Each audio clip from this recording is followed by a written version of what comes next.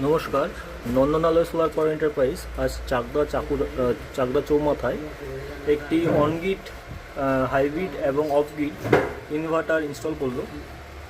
ইনভার্টারটাই বৈশিষ্ট্য হচ্ছে ব্যাটারিকে আমরা অফ করে দিয়েছি, ইলেকট্রিক অফ করে দিয়েছি, টোটালি সোলার দিয়ে বাড়ির লোডটা চলছে। এই মুহূর্তে দেখুন এখানে টোটালটাই লোড চলছে এখন সোলার দিয়ে।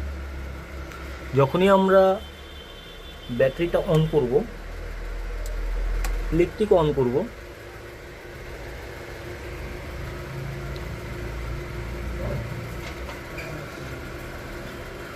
দেখা যাচ্ছে সম্পূর্ণ এখন সোলার দিয়ে সোলার সিস্টেমটা এই লোডটা চালাচ্ছে। দেখুন আউটপুটে 231 ভোল্ট আসছে। টোটাল লোডটাই আপনার চলছে এখন সোলার দিয়ে। এই ইনপুটটা অলরেডি হোল্ড আছে। এটাতে এই ইনভার্টারটায় আপনারা নেট মিটারিংও ইনস্টল করতে পারবেন।